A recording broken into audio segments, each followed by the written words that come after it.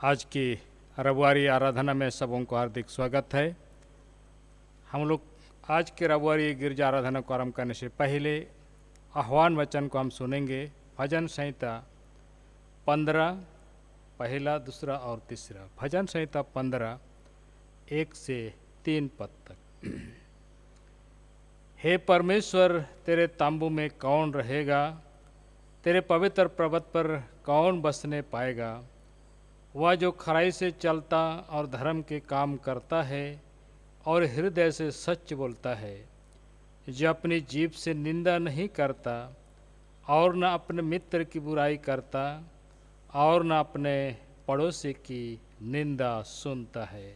यहाँ तक आमीन। आइए हम प्रार्थना करें। जीवित प्रभु, हम सारे हृदय से आपको धन्यवाद करते हैं।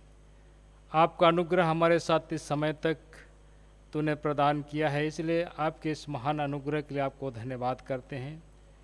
प्रार्थना करते पिता परमेश्वर, आज के दिन के लिए जो आशीष तूने हमारे जीवन को रखा है, उन आशीषों को प्राप्त करने में आपकी पवित्र आत्मा की सहायता की आवश्यकता है प्रभु। इसलिए हमारे जीवन में अपनी पवित्र आत्मा की सामर्थ को उंडेल, ताकि हम तेरे वचन के आशीष को अपने जीवन में ले सकें और जिसके लिए तूने हम सबों को चुना है उसको हम हासिल करने पाएँ। सहायता कीजिए। हमारे संपूर्ण जीवन को हम आपके हाथ में सुपुर्द करते हैं। स्वीकार कीजिए और तेरी महिमा के लिए इस जीवन को जीवन के अंत में इस्तेमाल कीजिए। सारी महिमा, आदर और प्रशंसा हम आपको देते हैं। प्रार्थना को हम यीशु के नाम से मांगते हैं। पिता, सुन और ग्रहण कर। आमीन। आज के गिरजा आराधना को आरंभ करते हम लोग गाएंगे साक्षी बानी से साक्षी बानी गीत संख्या 292, पुराना 113। साक्षी बानी गीत संख्या 292। पूर्ण हुआ 6 दिन का विश्राम, आया है अब दिन विश्राम। पावन शब्द रविवार, तेरी शोभा क्या अपार।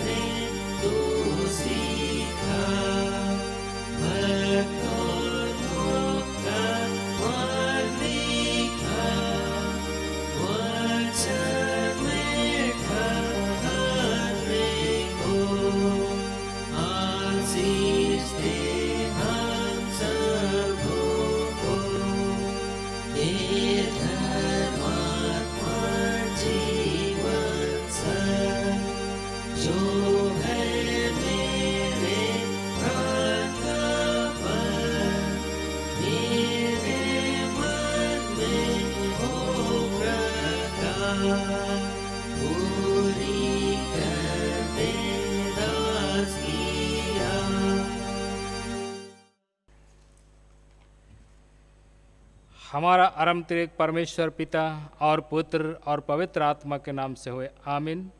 हमारी सहायता ईश्वर के नाम से है, जिसने स्वर्ग और पृथ्वी को सिरजा।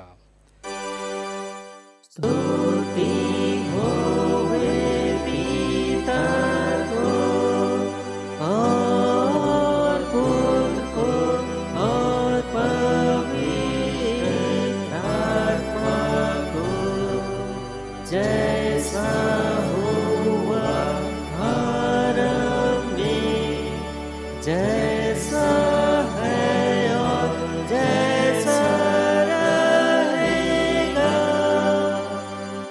सदा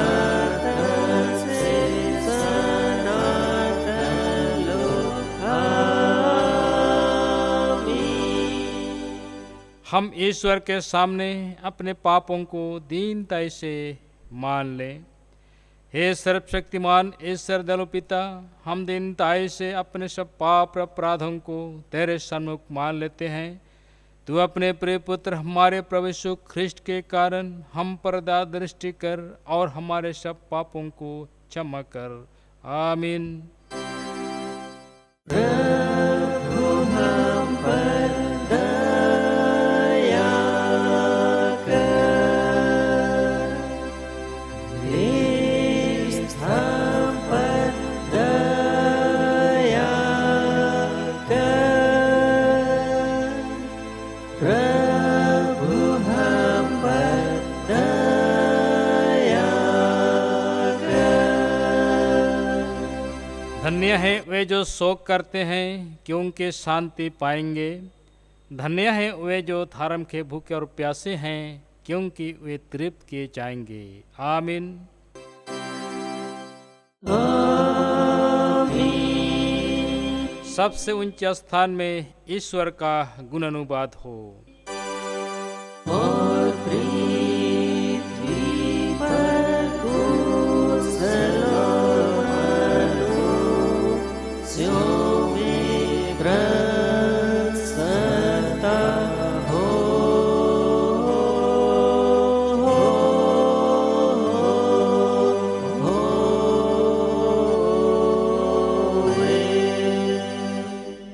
प्रभु सबों के संग हो।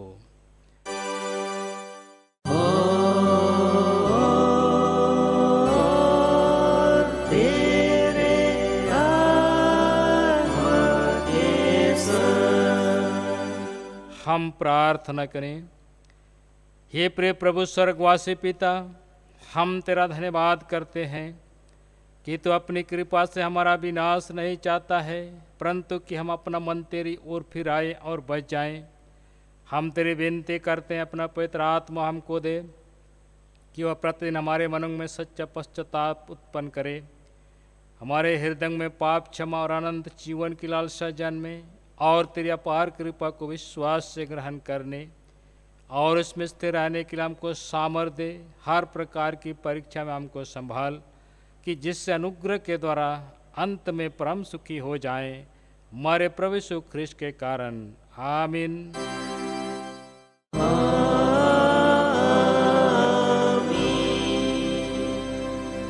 आज के दिन के लिए पहला पाठ वचन हम लोग सुनेंगे। गलातियों के नाम पौलुस प्रेरित की पत्री अध्याय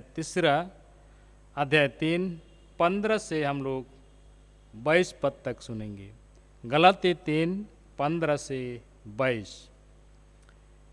हे भाइयों, मैं मनुष्यों की रीति पर कहता हूँ, मनुष्य की वाचा भी जो पक्की हो जाती है तो ना कोई उसे टालता है और ना उसमें कुछ बढ़ाता है। अतः प्रतिज्ञा अब्राहम को और उसके वंश को दी गई। वह यह नहीं कहता वंशों को जैसे बहुतों के विषय में कहा, पर जैसे एक के विषय में कि तेरे वंश को, और वह मसीह है। पर मैं यह कहता हूँ, जो वाचा परमेश्वर ने पहले से पक्की की थी, उसको व्यवस्था 430 वर्षों के बाद आकर नहीं टाल सकती कि प्रतिज्ञा व्यर्थ ठहरे। क्योंकि यदि मिरास व्यवस्था से मिली है तो फिर प्रतिज्ञा से नहीं, परंतु परमेश्वर ने अब्राहम को प्रतिज्ञा के द्वारा दे दी है। फिर व्यवस्था क्यों दी गई? वह तो अपराधों के कारण बाद में दी गई, कि उस वंश के आने तक रहे जिसको प्रतिज्ञा दी गई थी, और वह स्वर्गदूतों के द्वारा एक मध्यस्थ के हाथ ठहराई गई। मध्यस्थ तो एक का नहीं होता, परंतु परमेश्वर एक ही है। तो क्या व्यवस्था परमेश्वर की प्रतिज्ञाओं के विरोध में है? कदापि नहीं। क्योंकि यदि ऐसी व्यवस्था दी जाती जो जीवन दे सकती, तो सचमुच धार्मिकता व्यवस्था से होती। परंतु पवित्र शास्त्र ने सबको पाप का अधीन कर दिया, ताकि वह प्रतिज्ञा जिसका आधार यीशु मसीह पर विश्वास करना है, विश्वास करने वालों के लिए पूरी हो जाए। यहाँ तक। आमीन। तेरा धन्यवाद हो हे ख्रिस्ट यीशु। हालेलुया। Hallelujah, hallelujah, hallelujah.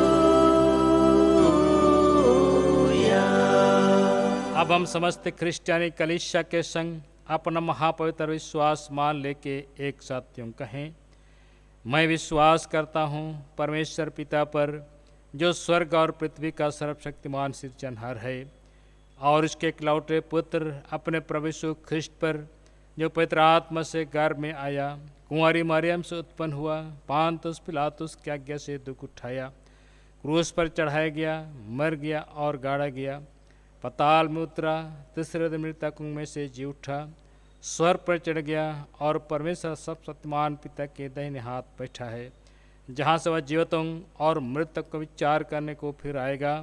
मैं विश्वास करता हूँ पवित्र आत्मा पर, एक ही पवित्र क्रिश्चियनी कलीसिया, पवित्रों की संगत पर, पापों की क्षमा, देह के जी उठने और अनंत जीवन पर। आमीन।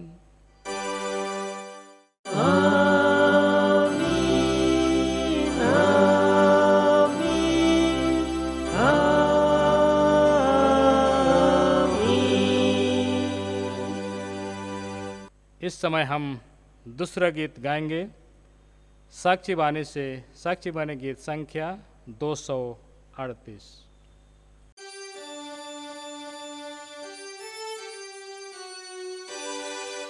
यीशु कहता तू सब जला दे, जैसे छोटा दिया जलती रात्रि में, जग में है अंधेरा जो बुराई का, तो वहाँ तुम चमको और नया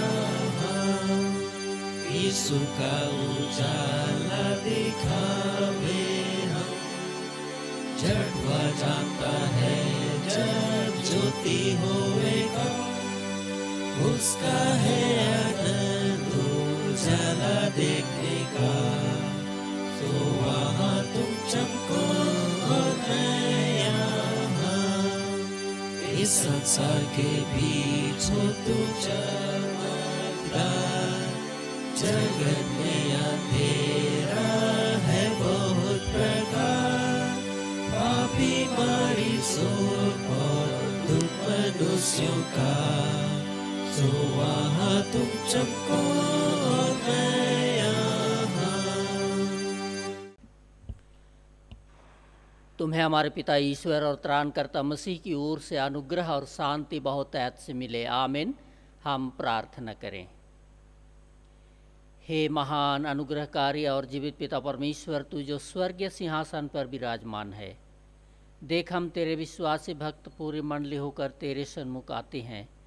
धन्यवाद देते हैं बीते पूरे सप्ताह की सारी दया, आशीष और सुरक्षा के लिए। अब तक हमें भला चंगा रखा है और आज अपने पवित्र चरणों के तले बटूर लाया है कि हम तेरी आशीषों को ग्रहण करें, जो आज अपने वचन के द्वारा से हम सबको देना चाहता है। प्रार्थना प्रभु, तेरे वचन की आशीषों को ग्रहण करने के लिए हमारी देह प्राणात्मा को तैयार कर, हमारे सारे पापों को क्षमा कर, जिसे हमने जाने अनजाने तेरे विरुद्ध और एक दूसरे के विरुद्ध में किया है। हमारी यह दीनहीन प्रार्थना यीशु नाम में सुन और ग्रहण कर ले। आमीन। आज के लिए ठहराया हुआ ईश्वर का पवित्र वचन सुनेंगे, जो हमें मिलता है लूका रचित सुसमाचार अध्याय 10।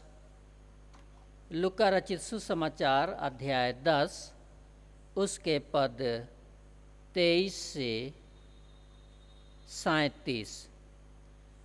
लूका रचित सुसमाचार अध्याय 10 पद 23 से 37। उसमें ऐसा लिखा है,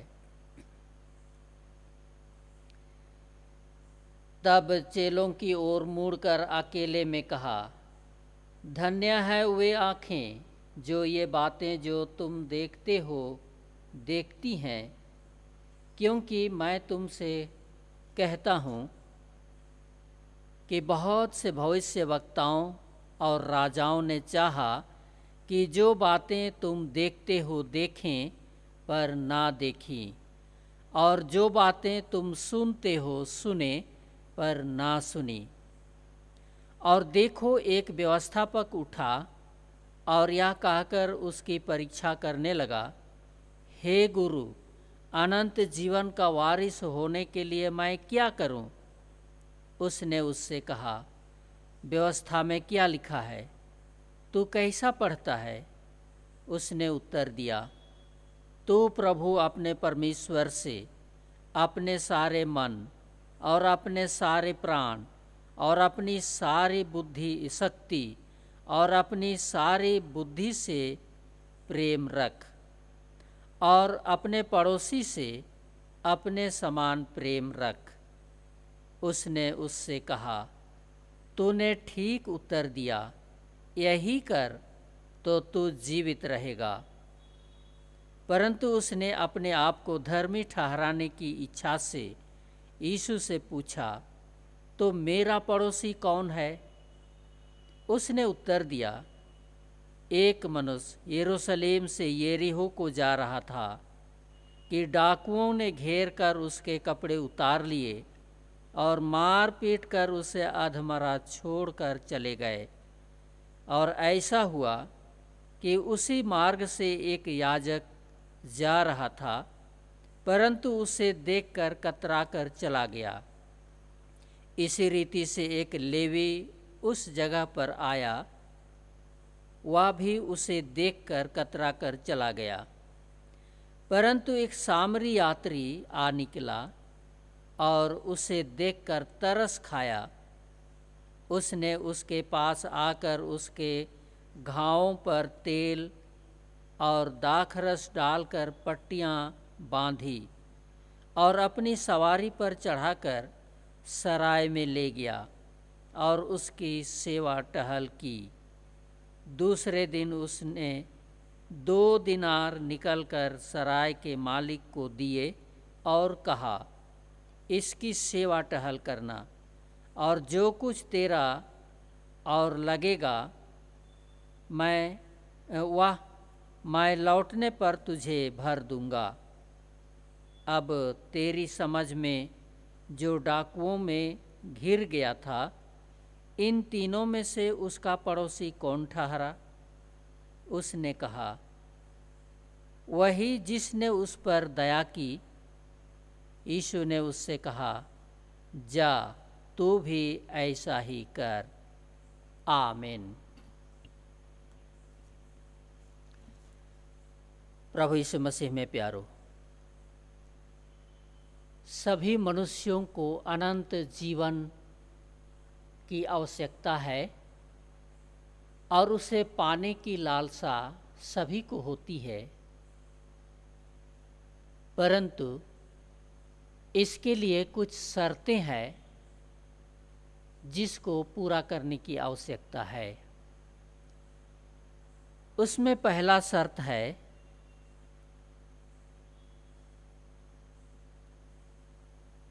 ईश्वरीय प्रेम और दूसरा है मानवीय प्रेम। और इस शर्त को पूरा करना आवश्यक है और यह परमेश्वर की आज्ञा में है। और इस आज्ञा का पालन करने वाला व्यक्ति ही अनंत जीवन का वारिस होगा। और इसीलिए लूका यहाँ पर अपने सुसमाचार के माध्यम से लोगों को यह संदेश देता है और मूल में कहता है, अनंत जीवन का हकदार कौन हो सकता है? अनंत जीवन का हकदार कौन हो सकता है? पहला में यहाँ बतलाता है, वही जो परमेश्वर की आज्ञा का पालन करता है। यहाँ पर व्यवस्थापक 10 आज्ञाओं को जानता है, परंतु उस 10 आज्ञाओं का पालन नहीं करता है। और इसीलिए यहाँ पर यह शर्त रखा गया है और 10 आज्ञाओं में से जो 2 भागों में बटा गया है, इसी को यीशु उस व्यवस्थापक को पालन करने के लिए कहा, जिसमें 1 से 5 आज्ञा तक ईश्वरीय प्रेम के विषय में बतलाया गया है, और दूसरा 5 से 10 आज्ञा तक मानवीय प्रेम के विषय में बतलाया गया है। और इसीलिए यहाँ पर 1 से 5 आज्ञा तक के विषय में व्यवस्थापक को यीशु बतलाता है कि वह ईश्वरीय प्रेम को जाने,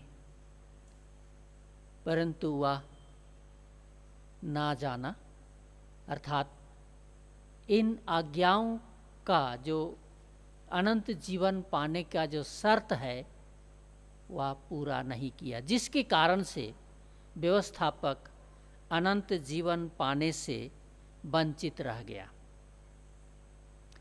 यहाँ पर व्यवस्थापक ने यीशु के पास आकर यह सवाल किया कि हे गुरु, अनंत जीवन का वारिस होने के लिए मैं क्या करूं?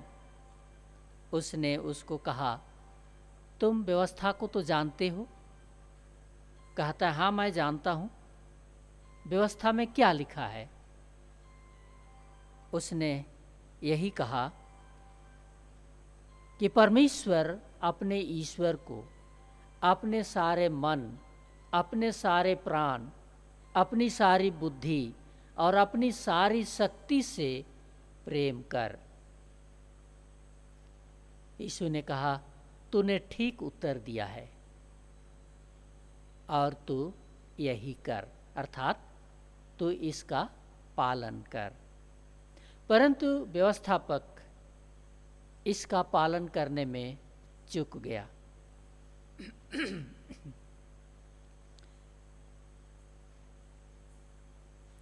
और इस तरह से व्यवस्थापक अनंत जीवन का वारिस होने से वंचित रह गया।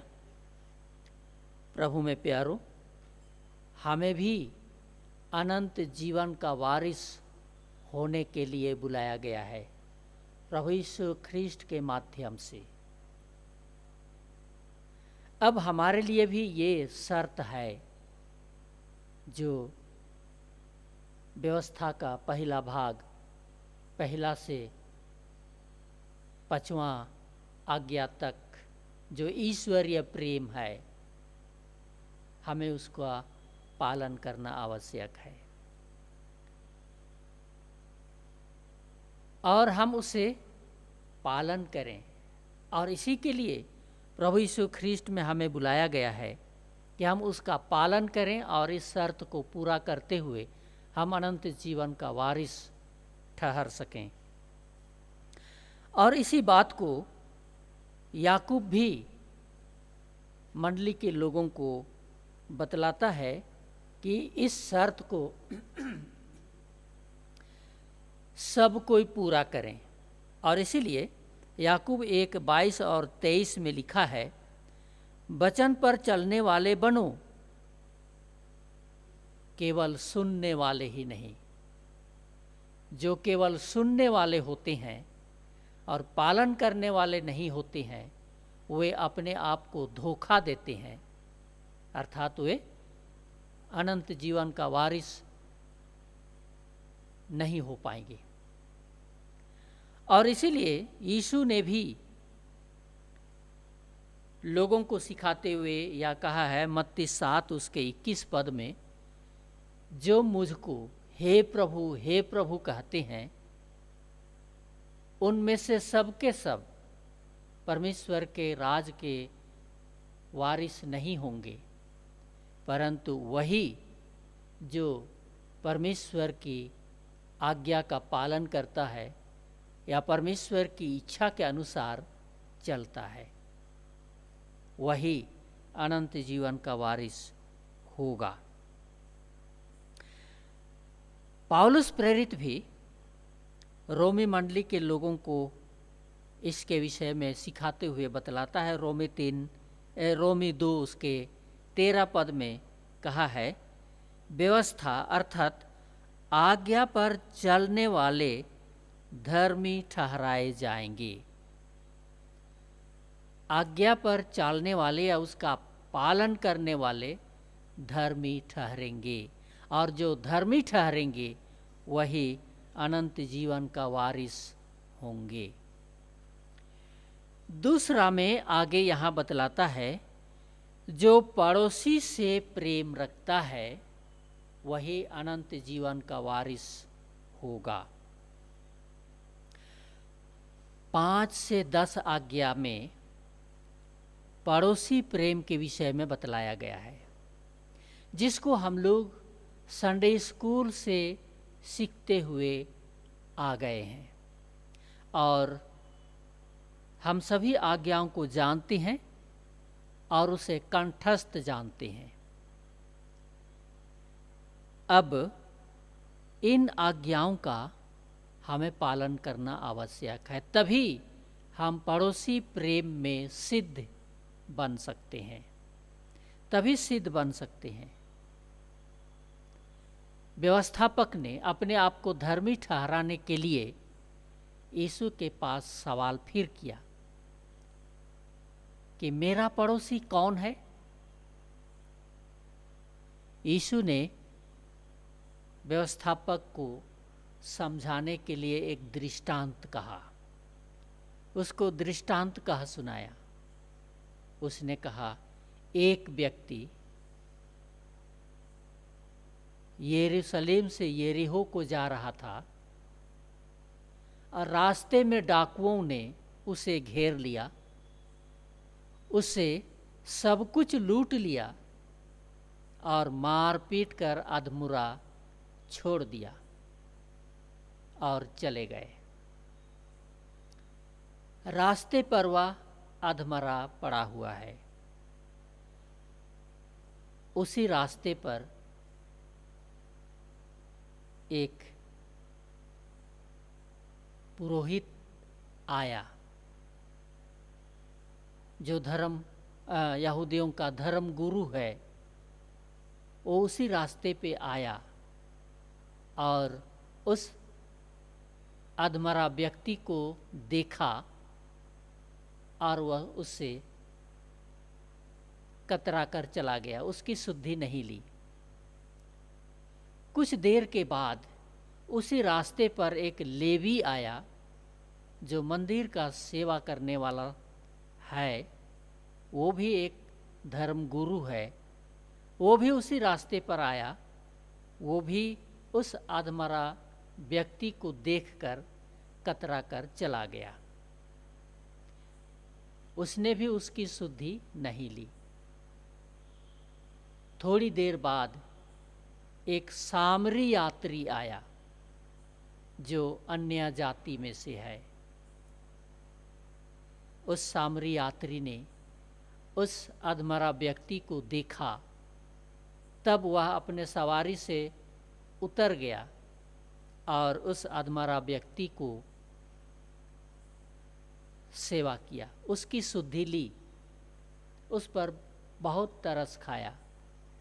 उसने उसकी शुद्धि ली, उसके जख्म पर पाटी बांधी और अपने सवारी पर चढ़ाकर सराय में ले गया इलाज करने के लिए, और वहाँ उसका इलाज कराया और उसने सराय के मालिक को जो कुछ उसके लिए खर्चा पड़ा दे दिया।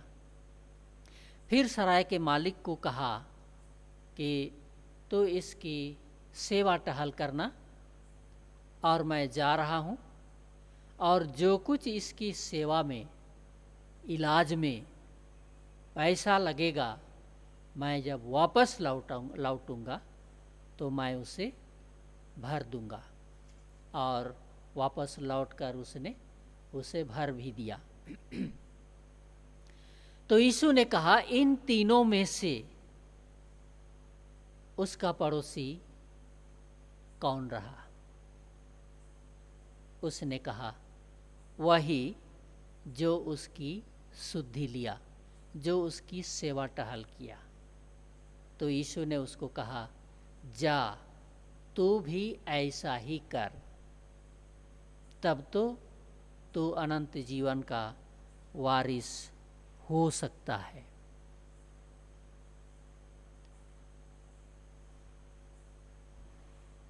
ये तो उस समय की ये घटना का वर्णन है। ईश्वरीय प्रेम और पड़ोसी प्रेम क्या होता है, उसको उस व्यवस्थापक को, जो धर्म का, यहूदी धर्म का गुरु है, बतलाया, पर वह चूक गया। आज तो हम परमेश्वर के सामने अन्य जाति नहीं हैं, हम उसके निज जाति के लोग हैं। और इसीलिए पतरस उसी को कहा है, तुम एक चुना हुआ वंश, राजपदधारी, याजकों का समाज और परमेश्वर के निज संतान हो। और जब हम परमेश्वर की निज संतान हैं तो हमें परमेश्वर जो हमारा बाप है, हमारा पिता है, उसकी आज्ञा का पालन करना हमारा परम कर्तव्य बनता है। हम उसकी आज्ञा पालन में चूक ना जाएं। और इसी के लिए तो हमें प्रभु यीशु मसीह में बुलाया गया है, उसके पवित्र मंडली और कलीसिया में रखा है कि हम परमेश्वर की इन आज्ञाओं का पालन करते हुए हमारे लिए जो अनंत जीवन का शर्त है हम पूरा कर सकें और अनंत जीवन का भागीदारी हो सकें। और इसलिए क्या हम अपने पड़ोसी की सेवा करते हैं? क्या हम परमेश्वर की सेवा करते हैं? हम परमेश्वर की तो सेवा आराधना करते हैं, उसके सामने घुटने टेकते हैं, उसकी आराधना करते हैं, उसकी आशीष को प्राप्त करते हैं, परंतु क्या हम अपने पड़ोसी की सेवा करते हैं? क्या हम उसकी शुद्धि लेते हैं? क्या हम उसकी सहायता करते हैं? अगर हम ऐसा नहीं करते हैं तब तो हमारा अनंत जीवन पाना मुश्किल हो जाएगा, हम नहीं पा सकेंगे। और इसीलिए यदि हम पड़ोसी की सेवा और शुद्धि करते हैं, उसकी सहायता और सेवा करते हैं, तो हम परमेश्वर की जो सेवा करते हैं वह शर्त पूरा होता है। और जब यह शर्त हमारा पूरा हो जाता है तो हम अनंत जीवन का वारिस हो जाएंगे। परमेश्वर हमें अनंत जीवन का वारिसदार बनाएगा, जिसके लिए हमें प्रभु यीशु ख्रिस्ट में बुलाया है। और इसीलिए पहला पाठ वचन में भी यही बातें कहा है, उसमें यही शर्तें कहा है कि हम जब उसकी शर्त को पूरा करते हैं तो निश्चय हम अनंत जीवन का वारिस होंगे। और उसी के लिए हम बुलाए गए हैं। परमेश्वर अपने आत्मा के द्वारा हमारी सहायता करे कि हम अनंत जीवन का वारिस होने के लिए उस शर्त को पूरा करें जो हमारे सामने रखा गया है, अर्थात व्यवस्था में जो दे दिया है, जो ईश्वरीय प्रेम और पड़ोसी प्रेम, अर्थात 1 से 5 आज्ञा और 5 से 10 आज्ञा, हम इससे पूरा करें, इससे पूरा करें। और जब हम पूरा करने में चूक जाएंगे तो हम उसका हकदार नहीं हो सकते, और उसके लिए हमें प्रभु यीशु मसीह से सहायता लेने की आवश्यकता है, क्योंकि हम सारे के सारे आज्ञा या व्यवस्था पूरा नहीं कर पाएंगे।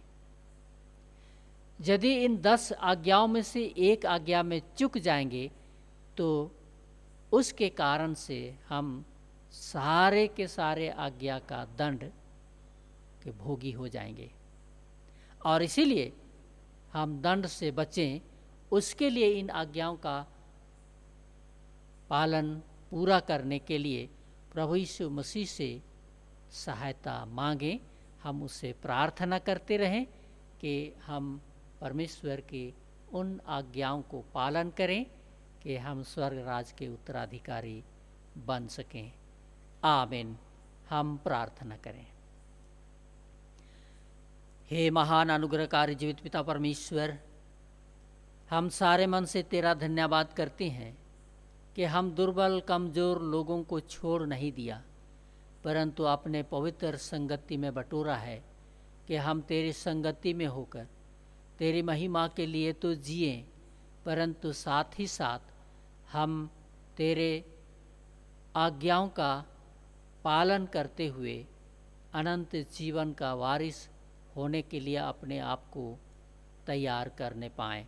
और इसीलिए जो वचन आज हमारे लिए दिया है, हम उन वचनों को ध्यान में रखते हुए, उसका पालन करते हुए, आज्ञाओं को पालन करने में चूक ना जाएं और हम स्वर्ग राज का भागीदारी या अनंत जीवन का भागीदारी होने से वंचित ना हो जाएं।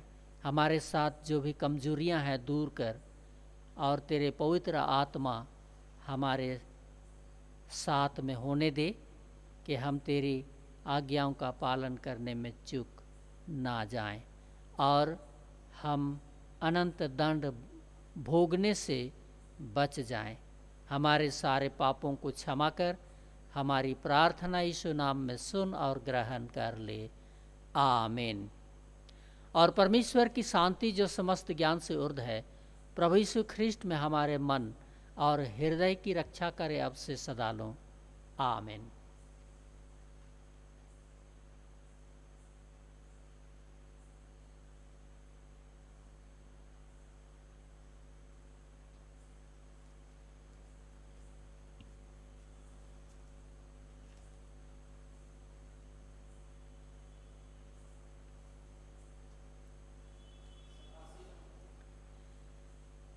तीसरा गीत हम गाएंगे, साक्षी बानी गीत नंबर 87 साक्षी बानी गीत नंबर 87।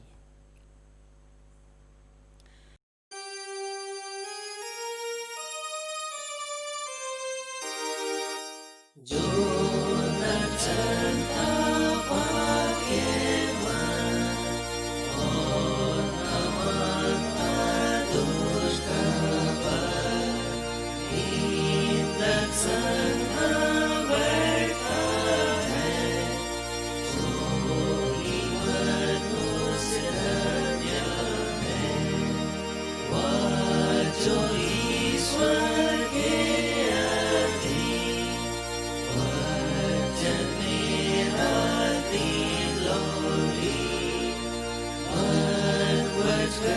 सुधारता है, उसका सदा है, वह हर बात में भाग्यवान और उस भीड़ के है समान, जो भरीला और भर है, जल के पास बनता है, उसको मरते सारी जान, दुष्ट है उसी के समान, जिसको इधर उधर मार पूरा डालती है बया। हम प्रार्थना करें।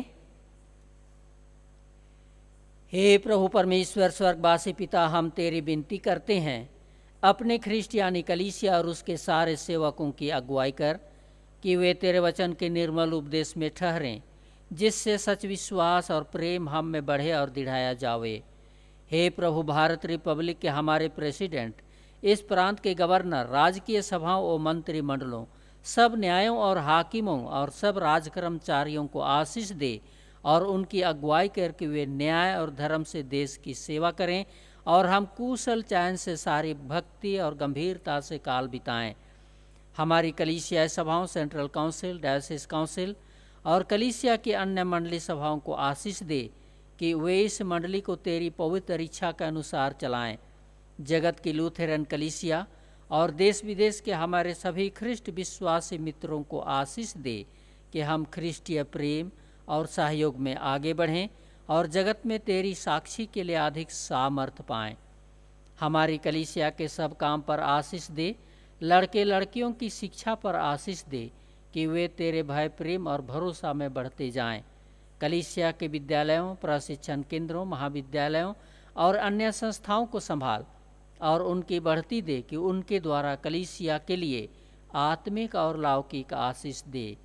खेती बाड़ी और हर काम उद्यम को सफल कर, जिससे हर कोई सुविवेक से तेरे आगे चले और अपनी जीविका पाए। अपनी कृपा से उन सबों पर दया दृष्टि कर जो कंगालपन, रोग और नाना प्रकार की सकेती और दुख में है, उनको शांति दे। अब भी हमारी मंडली और कलीसिया में कितने भिन्न भिन्न तरह के शारीरिक रोग, दुख और बीमारी की अवस्था में पड़े हैं, कितने मानसिक रूप से पीड़ित हैं, सबको तेरे हाथ में लाते हैं। कितने बीमारी के कारण अपने घरों में और कितने अस्पतालों में हैं, सब पर अपनी दया दृष्टि डाल।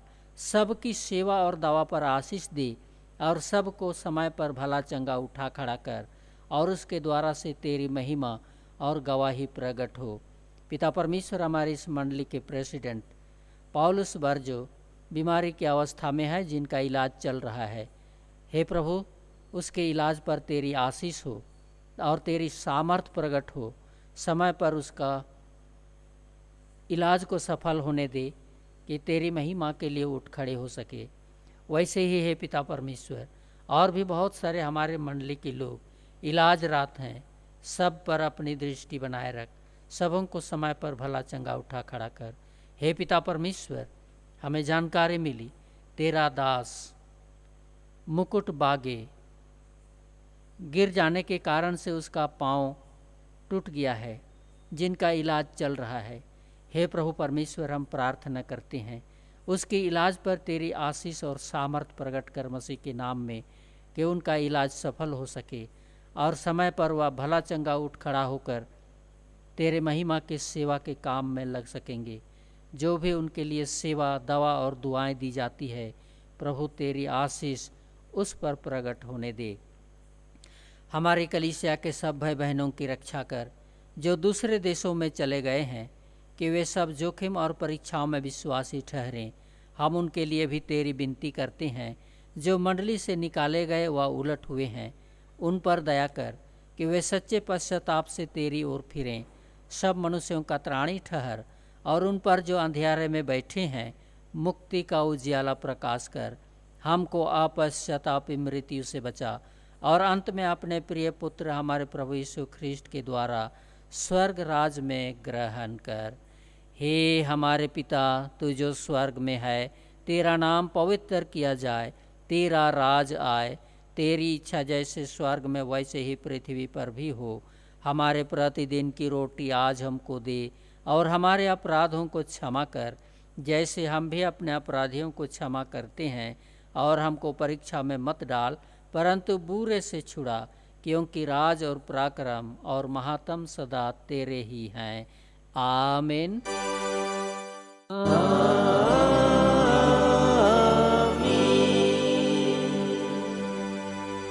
सर्वशक्तिमान त्रिएक ईश्वर का आशीर्वाद मंडली विश्वास और दीनहीन मन से ग्रहण करे। परमेश्वर तुझे आशीष देवे और तुम्हारी रक्षा करे। परमेश्वर अपना मुँह तुझ पर प्रकाश करे और तुझ पर अनुग्रह करे। परमेश्वर अपना मुँह तुझ पर प्रकाश करे और तुझे कुशल देवे। आमीन।